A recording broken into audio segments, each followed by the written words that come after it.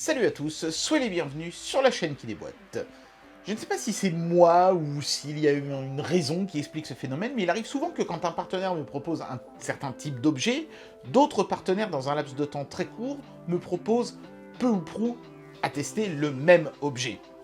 C'est ce qui vient de se passer avec ce chargeur de pile. Il y a quelques jours, on testait un chargeur de pile de chez Paux, et là, j'ai EBL qui me demande si je peux tester un chargeur de pile aussi. À mon avis, ce qui explique ce phénomène, c'est que chacun s'observe un petit peu, et quand quelqu'un voit qu'un concurrent a une vidéo sur YouTube, bah, il a envie d'avoir la sienne aussi, pour essayer de contrebalancer le truc, je pense.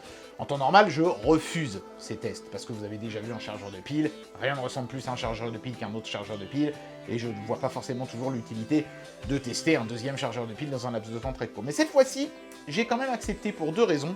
D'abord, ce chargeur est légèrement différent de l'autre, dans le sens qu'il est capable de charger davantage de types de piles différents. Le précédent chargeur, c'était les piles double et triple A. Celui-ci est également capable, en plus, de charger les piles C et D, donc les grosses piles rondes.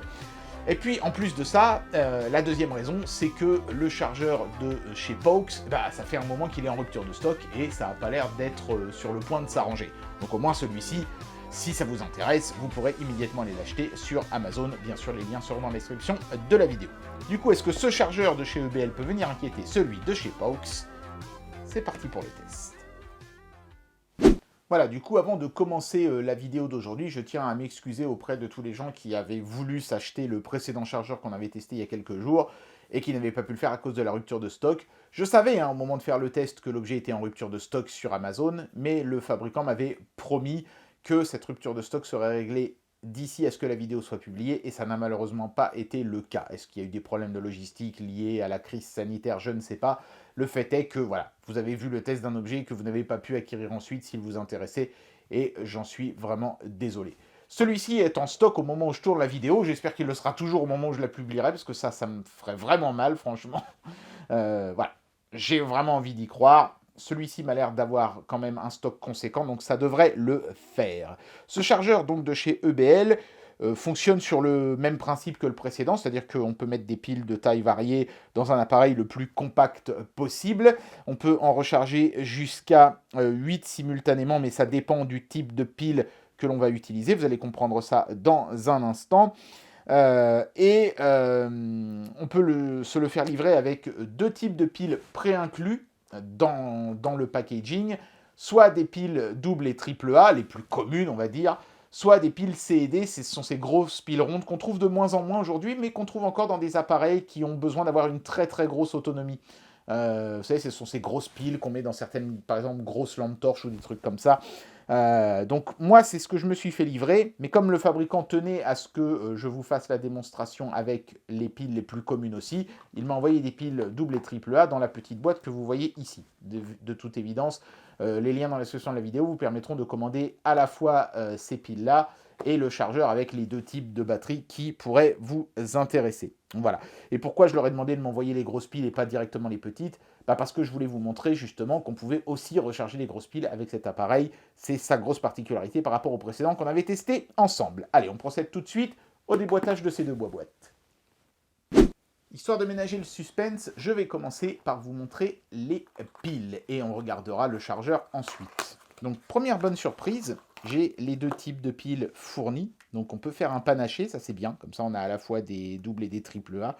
On a souvent les deux types de piles nécessaires dans, par exemple, souvent les souris sans fil, genre Logitech et compagnie, ils utilisent beaucoup ces petites piles triple A et certains autres fabricants préféreront utiliser les doubles parce que ça dure plus longtemps, mais c'est plus lourd. Enfin, il n'y a pas de solution miracle dans les piles. Plus elles sont grosses, plus elles durent longtemps, mais plus elles sont grosses, voilà, forcément.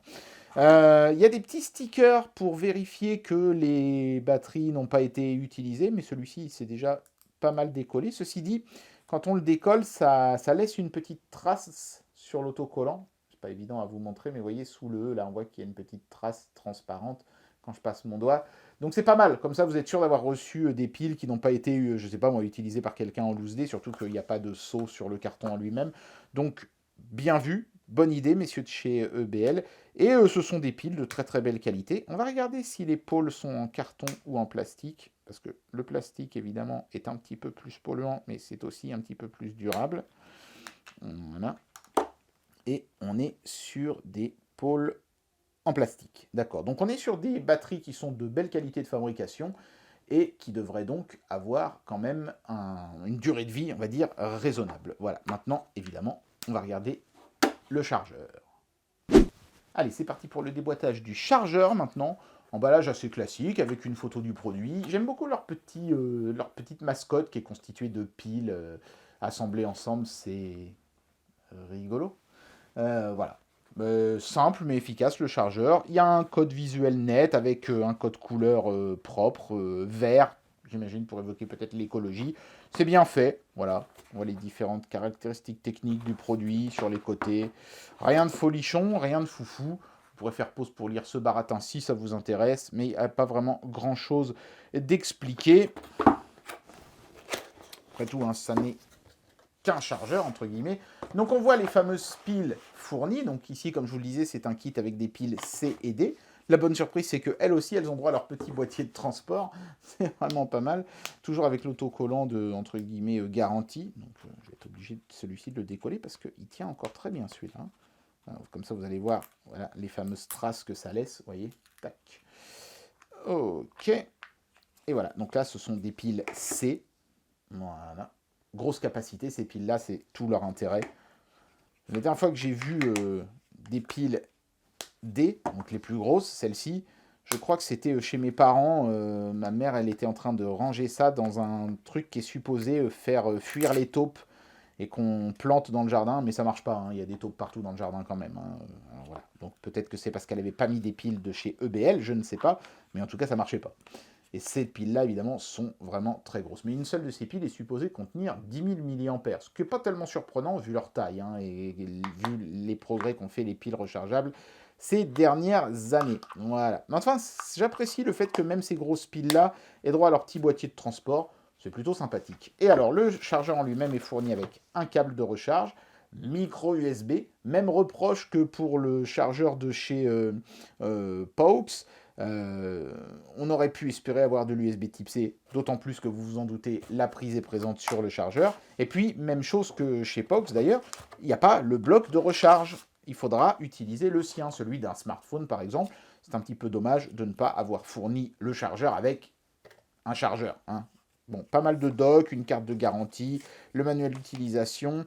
Ça, apparemment, c'est le manuel pour prendre soin des piles et du chargeur. On voit les différentes configurations. Donc, je vous disais, hein, le nombre de piles qu'on peut recharger dépend du type de pile qu'on met. Évidemment, si on met des grosses piles C et D, on ne pourra en mettre que 4 à la fois. Et elles utiliseront en fait 2 broches de recharge pour le pôle négatif. Voilà, donc, je vous montre ça dans un instant. Voici le chargeur. Petit sachet en papier bulle pour gentiment protéger le chargeur. Chacun des écrans semble également avoir une petite protection en plastique. Oui, c'est le cas que l'on peut retirer. Voilà, comme ça on est sûr d'avoir un bel écran qui brille. Waouh, regardez le avant-après, c'est spectaculaire. Bon, non mais c'est bien parce que c'est vrai que pendant le transport, ces écrans qui sont en plastique, hein, qui sont pas avec du Gorilla Glass ou je sais pas quoi évidemment, peuvent s'esquinter. Donc avec un film de protection, on est sûr de recevoir quelque chose d'absolument nickel. Regardez-moi ça, hop, c'est très propre. Rien à dire là-dessus. Donc on voit qu'on a les fameux 2 prises de recharge, l'USB type C d'un côté et le micro USB de l'autre. Dommage de ne pas avoir fourni le câble qui permettait d'avoir le meilleur rendement. C'est un petit peu ballot, mais voilà. L'objet est plutôt bien conçu. On voit qu'il y a des aérations sur le dessous. C'est vissé avec beaucoup de visseries. Ils n'ont pas été radins là-dessus. C'est très bien. Par contre, évidemment, comme maintenant on a davantage de formats de piles nécessaires, compatibles, eh ben, ils ont été obligés de mettre ce système à ressort. Mais ça va, qui ne fait pas un vilain bruit métallique. La glissière a l'air d'être propre et correctement lubrifiée. Donc ça, c'est déjà un point positif. Et donc, quand vous chargez une pile C ou D, ça va utiliser 2 broches à la fois. Vous voyez que c'est la raison pour laquelle il y a un plot central en plus des 2 petits. Par contre, quand vous allez utiliser des piles double et triple A, vous n'utiliserez qu'un seul système à la fois. Donc moi, je vais essayer de faire un petit panaché. C'est-à-dire que je vais mettre, allez, on va dire, au moins une pile de chaque, remplir complètement le truc, le brancher et voir ce qui se passe sur les petits écrans. C'est parti.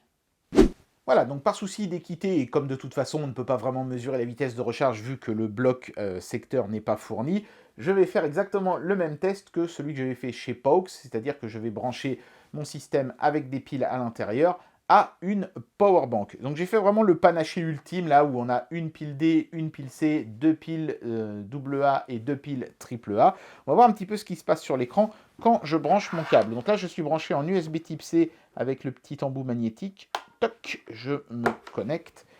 Et voilà ce que ça donne. Donc on voit qu'on a un rétroéclairage vert et on voit clairement s'afficher les charges de chaque pile. Donc là, ici, par exemple, l'appareil a été suffisamment malin pour voir qu'il n'y avait que 2 piles et non pas 4 et n'affichait que 2 icônes et non pas les 4, avec 2 qui seraient restés vides, par exemple.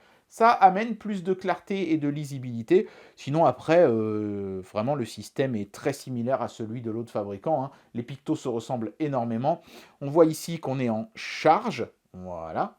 Et on voit clignoter les différentes batteries pour voir un petit peu justement leur niveau de charge.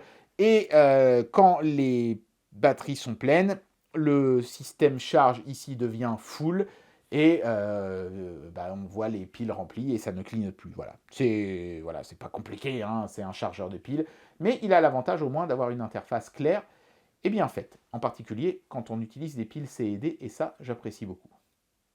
Et bien voilà, j'en arrive à la conclusion de cette vidéo, et je vais vous donner mon avis sur ce produit. Ce chargeur de chez EBL, par rapport à celui de chez Paux qu'on avait testé il y a quelques jours, a plusieurs avantages majeurs. Son premier avantage étant bien sûr de pouvoir charger des piles D et C en plus des piles doubles et AAA, ce qui lui amène forcément une plus grande polyvalence.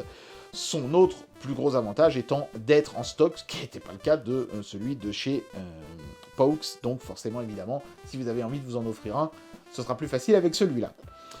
Il y a aussi, par contre, des choses que j'ai trouvées un peu moins bonnes, notamment le fait que on soit désormais obligé, mais ça c'est le prix de la polyvalence, j'ai envie de dire, d'utiliser ces ressorts qui sont évidemment moins pratiques que des petits logements dans lesquels on vient clipser les piles et on est sûr qu'elles ne bougent plus ensuite. L'autre reproche que je ferais à cet appareil, c'est que dès l'instant qu'on branche une source d'alimentation, l'éclairage des deux écrans s'allume et il n'y a aucun moyen de l'éteindre. Ça, c'est vraiment un problème parce que si vous le laissez sur secteur à vide tout le temps, il consomme du courant même quand il est à vide, ce que je trouve un petit peu dommage. Et si, comme moi ici, vous utilisez une powerbank, ça va drainer votre powerbank alors que vous n'êtes pas en train de charger des batteries. Donc, messieurs de chez EBL, si je devais vous faire un petit reproche et une grosse suggestion, mettez un système d'extinction automatique de l'écran quand il n'y a pas de pile à l'intérieur. Ou au moins l'option de pouvoir éteindre le rétroéclairage. Parce que là, malheureusement, il reste allumé tout le temps, et ça pour moi, c'est un point négatif. Mais sinon, à part ça, c'est un chargeur compact, pratique, performant et polyvalent, donc c'est du tout bon. En plus, il n'est pas cher, même quand il est livré avec des piles. Mais cette histoire d'écran rétroéclairé en permanence me contrarie un petit peu personnellement. Et bien voilà, c'était le test de ce chargeur de piles de chez EBL, un chargeur qui aura l'avantage d'être immédiatement disponible, ce qui n'était pas le cas de celui de chez Paux. Et je vous renouvelle bien sûr mes excuses pour ce désagrément, pour tous ceux qui avaient envie d'acheter le précédent chargeur. Celui-ci est en stock, vous pouvez y aller. J'espère que cette vidéo vous aura plu, et moi je vous dis à très bientôt pour un prochain test. Allez, tchuss!